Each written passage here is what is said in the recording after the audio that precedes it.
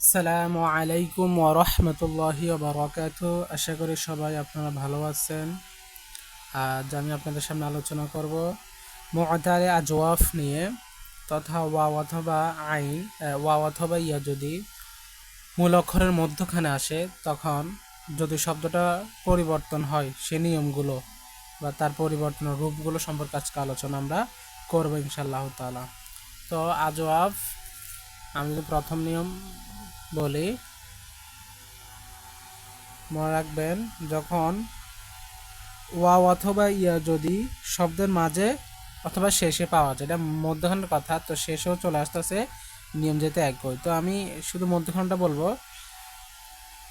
যদি হরকত বিশিষ্ট ওয়া অথবা ইয়া শব্দের মধ্যখানে আসে অথবা পাওয়া যায়, আর ওই ওই ওয়া অথবা ইয়া এর পূর্ববর্তী মানে আগের হরফটা যদি কি হয়, হরফের যদি হরকত যদি জবর বিশিষ্ট হয়, তখন ওয়া অথবা ইয়াকে আলিফ দ্বারা পরিবর্তন করা ওয়াজিব হয়ে যায়।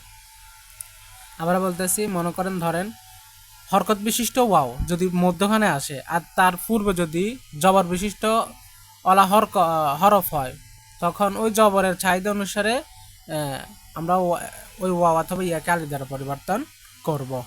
যেমন আমি যদি উদাহরণ দিই, এখানে অনেক উদাহরণ দেওয়া যাবে। যেমন প্রথমে আমরা কওয়ালা থেকে উদাহরণ দিই। যেমন মূলত আমি বলি এগুলো কি ছিল আগে। যেমন খেয়াল করেন, দা আ ওয়া, এটা একটা র, মায়া একটা, কওয়ালা একটা, বা ইয়া আ একটা, কওয়ামা একটা, তওয়ালা একটা, নায়ালা একটা। তো এবার খেয়াল করেন, দা আ ওয়া, এখানে আ ওয়া, ওয়াওটা কোথায় রয়েছে? শব্দের শেষে। তো আমরা যেহেতু আজও আপনি আলোচনা করতেছি, যেহেতু আজও আর নাকেস এটা দুটোটা নিয়ম একই, তখন ওই ওয়াও তার পূর্ববর্তী হরফের হরকত কি আছে? জবর আছে, যার কারণে আমরা এই ওয়াওকে হরকতের চাহিদা অনুসারে পরিবর্তন করে আমরা দা আ করে ফেলবো। তাহলে আমি যদি বলি, দেখে দা আ এর মূল অক্ষর কি, আপনারা কি বলবেন? দাল আইন হামজা? কখনোই না, কারণ এটা মূলত কি ছিল? দা আ ওয়া ছিল। তাহলে দা আ এটার মূল অক্ষর কি? দাল আইন ওয়াও, না কিসে ওয়াই। আশা করি বুঝতেছেন। রমা, যেমন কি র মা, এটাকে করা হয়েছে রমা। এটা থাকবে মূলত এখানে, এটা আলিফে মাকসুরা হিসেবে এটা ঠিক থাকবে, কিন্তু উচ্চারণের ক্ষেত্রে ক্রিয়া হবে। তাও দেখেন কওয়ালা, কওয়ালা, এখানে দেখেন ওয়াওকে আমরা আলিফ দ্বারা পরিবর্তন করব কওয়ালা, কারণ ওয়াও কি জবর বিশিষ্ট হরকত, হরকত বিশিষ্ট, তার পূর্বকত জবর, যার কারণে জবরের চাহিদা অনুসারে ওয়াওকে আলিফ দ্বারা পরিবর্তন করে কওয়ালা থেকে কওয়ালা হয়েছে। এখন যদি বলে কওয়ালা এটার মূল অক্ষর কি, আপনি কি বলবেন? কফ হামজালাম? কখনোই না, বলবেন কফ ওয়াউলাম, কারণ এটার মূল অক্ষর কি ছিল? কফ ওয়াও কওয়ালা ছিল, মূলে ছিল এটা এরকম আগে।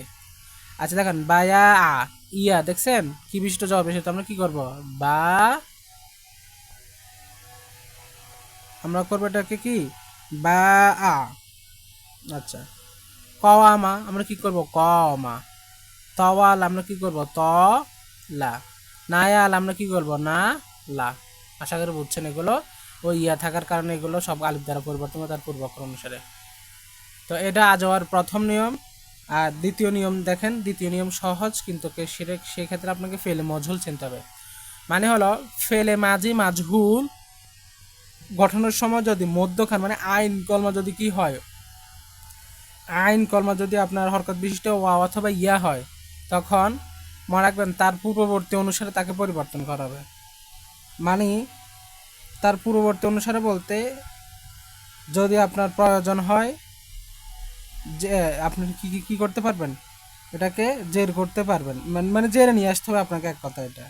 যেমন দেখেন আমি বলি, মূল ছিল ওটা কোইলা, তো কুইলা একটু ভালো করে খেয়াল করেন, এখানে কি রয়েছে?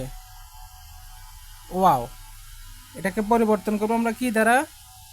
এটা জের ছিল না, তো জের কি চাই আপনি আমাকে বলেন দেখি। তার পূর্ব অক্ষর কি চাই? জের কি, জেরের মূল অক্ষর মূল কি চাহিদা? ইয়া না? তাহলে আমরা এই ওয়াওকে পরিবর্তন করব ইয়া দ্বারা, মানে ওয়াওকে ইয়া দ্বারা পরিবর্তন করব। আচ্ছা, ওয়াওকে যখন ইয়া দ্বারা পরিবর্তন করব তখন ইয়া তার পূর্ব অক্ষর চাহিদা কি চাই? জের চাই। এটা একটু কঠিন আছে, একটু ভালো করে বুঝেন।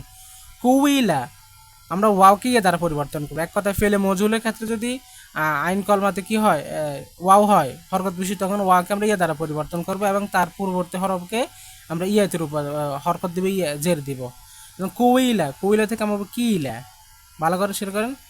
কিলা কেন করা হয়েছে? ওয়াওকে ইয়া দ্বারা পরিবর্তন করে, তো যেহেতু ইয়ার চাহিদা কি হবে? জের হবে, তার পূর্বক্ষরের জন্য জের দেওয়া হয়েছে। কুইলা থেকে খিলা। এখন যদি বলি কিলা, এটা কোন, এটার বহস কি? আপনি কি বলবেন? আজবাদ ফেলে মাদি মারুফ নাকি আজবাদ ফেলে মাদি মাজহুল বলবেন? অবশ্যই মাজহুল বলবেন। আচ্ছা, তো কিলা এটার মূল অক্ষর কি? আপনি কখন বলবেন কফ ইয়া লাম? না, আপনাকে বলতে হবে কফ ওয়াও লাম। আশা করি বুঝছেন। তারপর আবার কলা থেকে কইলা হয়েছে আর কি, বলা হয়েছে। তা এটা একটা, যেমন আমি যদি আরো উদাহরণ দিই তাহলে বলতে পারি, যেমন দেখেন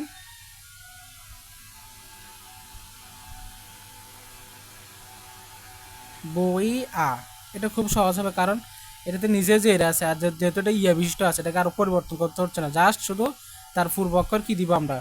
তার পূর্ব অক্ষরকে আমরা জের দিলে হচ্ছে, আর এটাকে সাকিন করে দিব। তাহলে কি হবে আমাদেরকে? বি আ, বি আ, মানে এখানে তো ইয়া আছে, তাহলে ইয়াকে সাকিন করব, মানে ওয়া, ইয়া যদি হরকত বিশিষ্ট তাকে সাকিন করব, আর যদি ওয়া হরকত বিশিষ্ট, ওয়া হরকত বিশিষ্টকে বিলুপ্ত করে ইয়া সাকিন করব, মানে আইন কলমতে ইয়া সাকিন করতে হবে। তারপর কি করব? বা যেহেতু ইয়া সাকিন থাকবে তার পূর্বক যে ইয়ার চাহিদা অনুযায়ী জের করবো, বি আ। ধরুন আরেকটা উদাহরণ দিই, ধরুন কি সুই, সু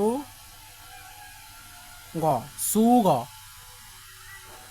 মানে সুই গ, সুই গ। তাহলে এখানে কি করবো আমরা? মূলত সৎ ঠিক রাখবো, ওয়াকে বিলুপ্ত করে ইয়া দিব, আর এখানে কি থাকবে? গয়েন ঠিক থাকবে। তাহলে কি হয়েছে এখানে দেখেন, ইয়া হয়ে যাবে, ইয়া সাকিন বিশিষ্ট হবে, তার জে দিব সি গ, সি গ, সুই গ থেকে সি গ। আশা করি বুঝছেন। এটার মূল কথা হলো ফেল মজুল যদি হয় মাজির, তাহলে কি করবো? ওয়া যদি হরকত বিশিষ্ট, ওয়াকে বিলুপ্ত করবে, ইয়া সাকিন দিব, আর তার পূর্ব অক্ষর ইয়া সাকিন ইয়ার চাহিদা অনুসারে জের নিব। আর যদি ইয়া যদি হরকত বিশিষ্ট হলে, তাহলে ইয়া যদি হরকত বিশিষ্ট হয় তাহলে ইয়াকে সাকিন করে তার পূর্ব অক্ষর জের নিব। এটাই মাঝুলের ক্ষেত্রে। কিসের ক্ষেত্রে? মাঝুলের ক্ষেত্রে। এ হলো আমাদের আজওয়াফের দুইটা নিয়ম। আশা করি বুঝছেন। তো না বুঝে থাকলে ভিডিওটা একটু টেনে টেনে দেখবেন, আশা করি বুঝে যাবেন। তো সবাই ভালো থাকবেন, সুস্থ থাকবেন। আল্লাহ হাফেজ। আসসালামু আলাইকুম ওয়া রাহমাতুল্লাহি ওয়া বারাকাতুহু।